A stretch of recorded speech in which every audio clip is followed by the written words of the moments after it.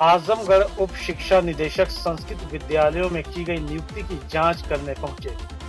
आजमगढ़ में संस्कृत विद्यालयों में संविदा पर नियुक्ति में अनियमितता की शिकायत हुई थी, जिसकी जांच करने के लिए शुक्रवार को उप शिक्षा निदेशक संस्कृत व संयुक्त शिक्षा निदेशक प्रयागराज जेडी कार्यालय आजमगढ़ में पहुंचे। जांच टीम ने पटल सहायक व सहायक जिला विद्यालय निरीक्षक एवं शिकायतकर्ताओं से उनका बयान दर्ज कराया। टीम 10 दिनों में जांच रिपोर्ट डायरेक्टर को सौंपेगी। रिपोर्ट के आधार पर कार्यवाही की जाएगी। माध्यमिक से संचालित विद्यालयों में करीब दर्जनों नियुक्तियां की गई हैं, जिसमें सतीश कुमार पांडे व परमानंद पांडे द्वारा नियुक्ति में अनियमितता करने व विज्ञापन में गड़बड़ी करने की शिकायत की थी। मामले को शासन ने संज्ञान में लेते हुए जांच टीम गठित कर दी। जांच करने के लिए आजमगढ़ संस्कृत के डायरेक्टर CL चौरसिया, संयुक्त शिक्षा निदेशक प्रयागराज मुकेश अग्रवाल आजमगढ़ जनपद आए हुए थे। खास बात यह रही कि इस सुनवाई के दौरान आजमगढ़ जिला विद्यालय निरीक्षक मनोज मिश्रा व संयुक्त शिक्षा निदेशक आजमगढ़ मंडल पूर्व सूचना के बावजूद भी अनुपस्थित रहे। टीम के समक्ष पटल सहायक दिनेश त्रिपाठी, सहायक जिला विद्यालय निरीक्षक रामाश्रय यादव पत्रावली के साथ उपस्थित हुए, जिसकी जांच घंटों तक चली। इस दौरान कई अभ्यर्थी जांच टीम के समक्ष उपस्थित होकर शिकायत किए। अपना परिचय दे दीजिए। Satish Pandey, Mohammadabad gonna say. आज आप आजमगढ़ जनपद में आए, कोई शिकायत किए थे, किस संदर्भ में शिकायत किए थे, क्या कहना है आपका? संस्कृत विद्यालयों में कुछ अध्यापकों की नियुक्ति की गई थी जो मानदेय पर थी।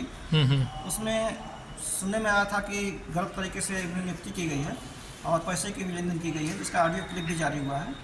और उस नियुक्तियों में नियमानुसार कार्रवाई नहीं की गई है और नियम विरुद्ध भी काम किए गए हैं, जो शासनादेश का उल्लंघन होता है जिससे। तो ऐसे में हम चाहते हैं कि वो नियुक्ति जो है निरस्त करके नई नियुक्ति की जाए। और इसमें जिला प्रशासन जो है, जो जिम्मेदार व्यक्ति है, वो उनकी भूमिका संदिग्ध है, जिसको लेकर के हमने कंप्लेन किया था। बिल्कुल है। क्या आपकी प्रमुख मांग रहेगी? मांग ये है कि जो नियुक्ति हुई है वो नियमानुसार गलत है, तो उसको निरस्त करते हुए नई नियुक्ति की जाए। जो चाहते हैं उनके विरुद्ध कार्रवाई तो होनी ही चाहिए। क्या लगता है कार्रवाई नहीं होगी तो फिर दोबारा पुनरावृत्ति होगी इसकी। पूज्य, तो ये मैं मानता हूँ कि यह हर जिले में कुछ न कुछ गड़बड़ियाँ होती जा रही हैं, जो कि मुख्यमंत्री के संज्ञान में नहीं है। इसको अगर इस समाचार के माध्यम से संज्ञान में लाया जाए, निश्चित रूप से योगी जी कार्रवाई करेंगे। मैं परमानंद पांडे, केंद्रीय अध्यक्ष भारतीय संस्कृत शिक्षक संघ। आप श्री सतीश कुमार पांडे जी हैं। आपके शिकायती पत्र पे आज एक जांच कमेटी जनपद आजमगढ़ में आगमन हुआ था। उस जांच कमेटी में उप शिक्षा निदेशक संस्कृत श्रीमान CL चौरसिया एवं श्री मुकेश अग्रवाल पूर्व शिक्षा निदेशक संस्कृत उपस्थित थे। इस संदर्भ में मेरे द्वारा भी एक जनता संस्कृत विद्यालय नूरपुर हाजी मुबारकपुर आजमगढ़ एवं प्राचीन धर्म संस्कृत विद्यालय के संदर्भ में शिकायत की गई थी। उस शिकायत के संदर्भ में आज इसी बैठक में सुनवाई की गई। आपको बताते चले कि संस्कृत विद्यालयों में सुचारूपूर्ण संचालन हेतु विद्यालयों के संचालन हेतु उत्तर प्रदेश की एक बहुत अच्छी योजना संस्कृत विद्यालयों में मानदेय शिक्षकों को नियुक्त करने की थी। उस आदेश में व्यवस्था यह था कि रिक्त पदों पर नियुक्ति की जानी थी, लेकिन दुर्भाग्य से यह नियुक्ति भ्रष्टाचार की भेंट चढ़ गई। बड़ी विडंबना है कि पूर्व शासनादेश 24 जुलाई 2021 के तहत भी संस्कृत विद्यालयों के में नियुक्तियाँ की गई थी, परंतु तत्कालीन DIS के द्वारा की गई नियुक्ति को श्रीमान संयुक्त शिक्षा निदेशक महोदय द्वारा 22 जुलाई 2022 को निरस्त करने हेतु संसदीय शासन को भेज दी गई, परंतु आज तक वो संस्कृत नियुक्तियाँ निरस्त नहीं हुई। वर्तमान 17 मई 2023 के शासनादेश के अंतर्गत पुनः नियुक्तियाँ हुई और उन्हीं पदों पर नियुक्तियाँ कर दी गई जिन पदों पर पूर्व से नियुक्तियाँ थी। अतः इस प्रकार एक ही पद पे दो शिक्षकों की नियुक्तियाँ करना अपने आप में अपवाद है। यह आजमगढ़ में 11 विद्यालयों पे इस प्रकार की नियुक्तियाँ हुई हैं।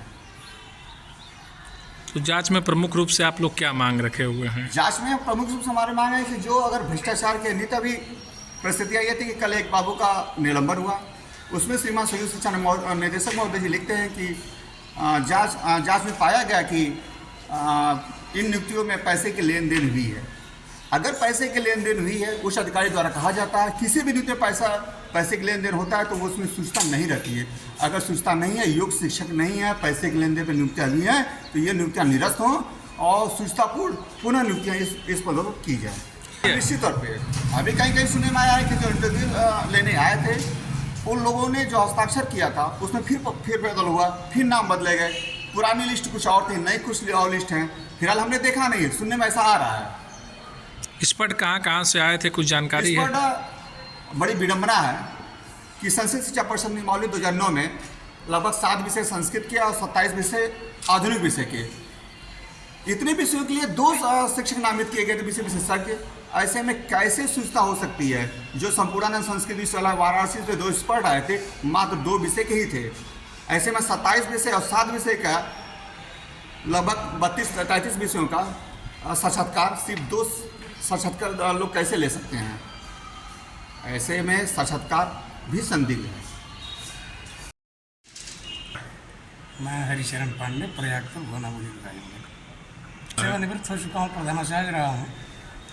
नियुक्ति मानदेय की नियुक्ति जो हुई है उसमें जो भी धांधली हुई है, नियमितता हुई है, उसके संदर्भ में इन्होंने जो शिकायत किया मैं उससे सहमत हूँ। शैलेश राव, प्रदेश मंत्री माध्यमिक शिक्षक संघ उत्तर प्रदेश।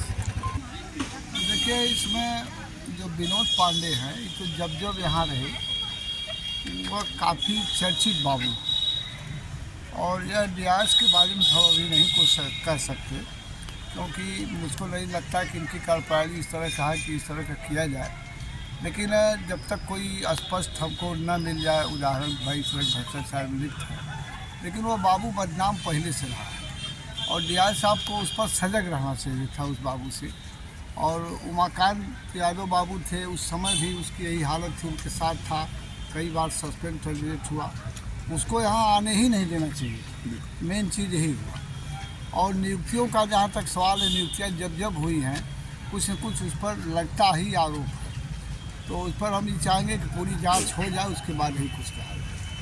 क्योंकि उस पर जांच चल रही है। बड़े अधिकारी आज यहाँ आजमगढ़ में आए थे इलाहाबाद से, जांच पूरी होने दीजिए, उसके बाद ही कुछ कहा जा सकता है।